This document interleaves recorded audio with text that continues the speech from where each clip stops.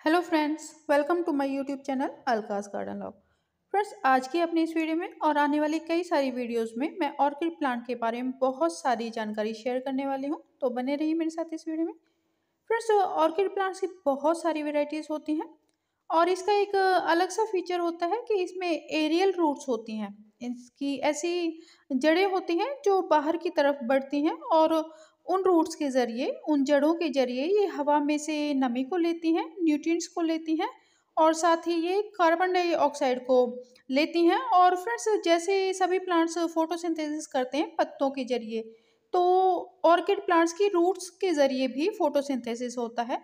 कई varieties orchid की ऐसी होती हैं जिनमें पत्ते नहीं होते, तो अपने रूट्स की फोटोसिंथेसिस के द्वारा ये प्लांट जो फूड बनाते हैं, उसके ज़रिए ये प्लांट सर्वाइव करते हैं। तो बहुत ही अलग सा ये प्लांट है। देखिए, ये इसकी छोटी प्लांट्स हैं ऑर्किड के। इन्हें मैंने ऑनलाइन परचेज़ किया है। अगर आपको परचेज़ करना है तो लिंक मैं डिस्क्रिप्शन में आपके साथ शेयर कर दूँगी। और फ्रेंड्स, इन प्लांट्स की रूट्स क्योंकि फोटोसिंथेसिस करती हैं, इन्हें ब्राइट इनडायरेक्ट सनलाइट चाहिए होती है, तो इसके लिए फ्रेंड्स इन्हें क्लियर पॉट्स में, यानी कि प्लास्टिक के ट्रांसपेरेंट पॉट्स में ग्रो किया जाता है, या फिर ऐसे पॉट्स में ग्रो किया जाता है जिनमें बहुत सारे ड्रेनेज होल हो, साइड में भी और नीचे भी हो, जिससे इसे पूरी खुली हवा मिल सके इन प्लांट्स को और अच्छे से इन्हें उजाला मिल सके। तो देखिए, कुछ इस तरीके की एरियल रूट्स होते हैं इन प्लांट्स की।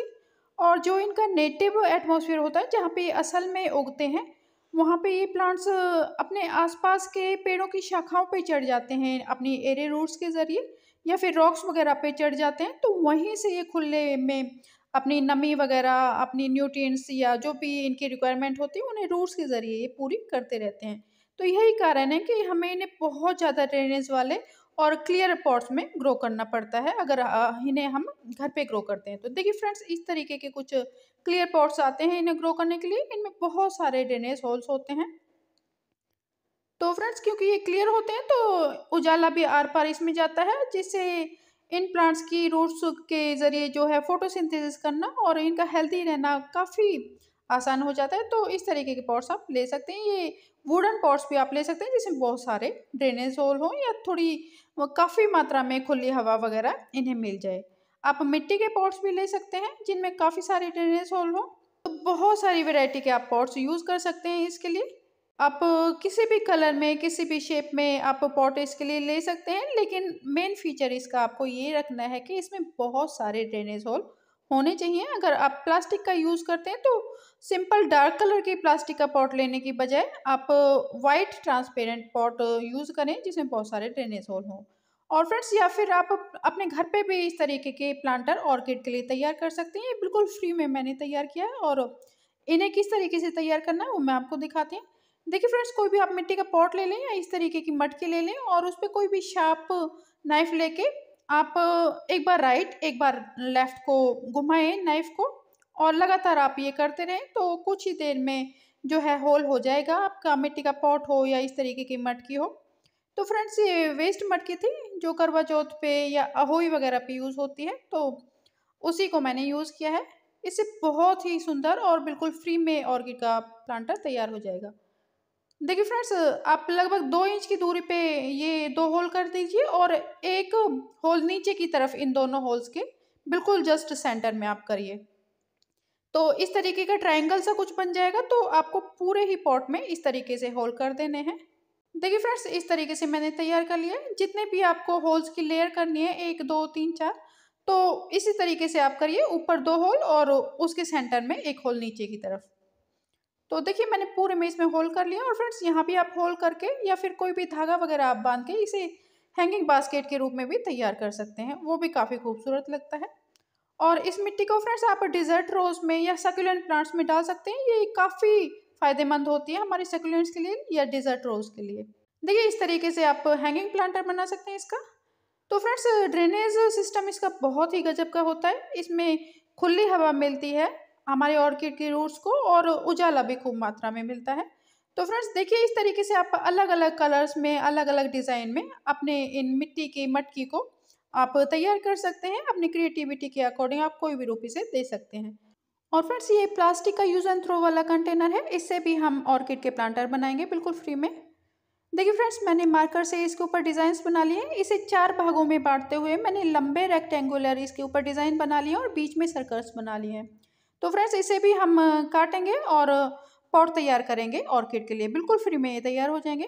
देखिए फ्रेंड्स, मैंने बिल्कुल गर्म करके नाइफ़ ले लिया है। ये मेरा वेस्ट नाइफ़ है, जिसे मैं इसी काम के लिए यूज़ करती हूँ, प्लास्टिक वगैरह को कट करने के लिए। और फ्रेंड्स, जो मैंने शेप और साइज़ बना रखी है, उसमें हम गर्म नाइफ़ की हेल्प से ये सारे होल्स को काट लेंगे।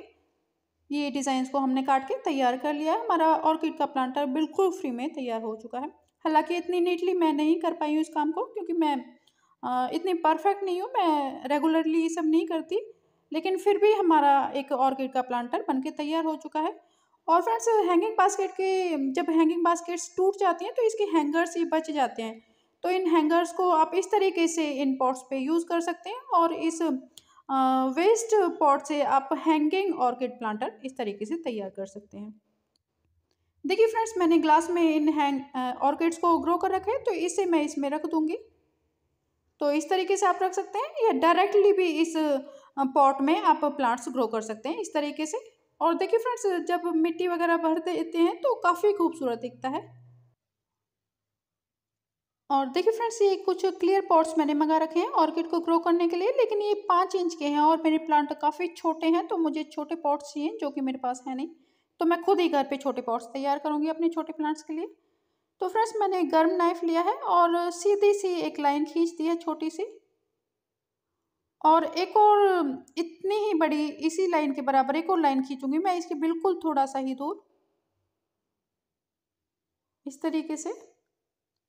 और इन लाइंस को हम आपस में इस तरीके से जोड़ देंगे, काट देंगे बीच में से इस तरीके से। तो फ्रेंड्स, ये जो बीच का पोर्शन है ये निकल जाएगा और इस तरीके से एक सस्ता सा पॉट आपका तैयार हो जाएगा आपके ऑर्किड के लिए। या इस तरीके से आप होल कर सकते हैं। आप सीधी लाइन खींचिए और नाइफ को आप ऐसे दबा दीजिए हल्का सा पीछे की तरफ, क्योंकि नाइफ गर्म है तो होल थोड़ा सा बढ़ जाएगा और ऐसे भी आपके होल्स तैयार हो जाएंगे। तो फ्रेंड्स, बिल्कुल फ्री में ये आपके प्लांटर तैयार हो जाते हैं ऑर्किड के लिए। और जब सॉइल वगैरह भर के हम अपने प्लांट्स को ग्रो कर लेते हैं तो काफ़ी खूबसूरत से लुक देते हैं, अगर हमने जो इन्हें कट किया है वो सिमिलैरिटी में है।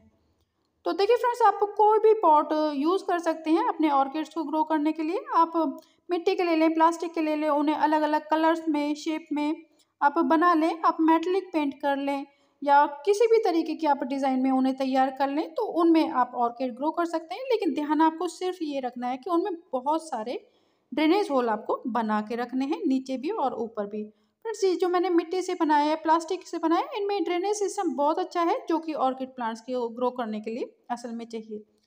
तो फ्रेंड्स, अगर कुछ भी आपके पास नहीं है तो जो सब्जियां रखने वाली जो बास्केट होती हैं उनमें भी आप ऑर्किड को ग्रो कर सकते हैं। उनमें जो होल्स हैं थोड़े बड़े होने चाहिए। तो फ्रेंड्स, ऑर्किड बहुत ही खूबसूरत से प्लांट्स होते हैं और बहुत सारी इसकी वैरायटीज़ आती हैं। अलग अलग क्लाइमेट के लिए अलग अलग वैरायटीज़ आती हैं। आप अपने क्लाइमेट के अकॉर्डिंग वैरायटी खरीद के इसे ग्रो कर सकते हैं। साथ ही फ्रेंड्स, क्योंकि ये यूनिक से प्लांट होते हैं, इनके लिए सॉइल भी बड़ी स्पेशल बनानी पड़ती है। ऑर्डिनरी सॉइल में ग्रो नहीं होते, तो इसके लिए स्पेशल सॉइल ऑर्किड के लिए किस तरीके से आप बिल्कुल फ्री में घर पे बना सकते हैं, वो भी अपनी आने वाली अगली वीडियोस में मैं आपके साथ शेयर करूंगी। किस तरीके से इस प्लांट को फर्टिलाइज किया जाता है, किस तरीके से इसमें वाटरिंग की जाती है और क्या क्या इसकी केयर करनी चाहिए, सारी चीज़ें मैं आपके साथ शेयर करूंगी अपनी आने वाली वीडियोज़ में। तो आप कनेक्टेड रहिए, मेरे चैनल को आप सब्सक्राइब कर लीजिए। आई होप फ्रेंड्स कि आपको इन्फॉर्मेशन पसंद आई होगी। अगर जानकारी पसंद आई हो, वीडियो पसंद आई हो, तो मेरे चैनल को सब्सक्राइब कीजिए, मेरी वीडियोस को लाइक एंड शेयर कीजिए। अपने क्वेश्चन, सजेशंस और गार्डनिंग के एक्सपीरियंसेस आप कमेंट के थ्रू मेरे साथ शेयर करते रहिए। ओके फ्रेंड्स, इसी के साथ मैं वीडियो समाप्त करूँगी। Bye, happy gardening, take care.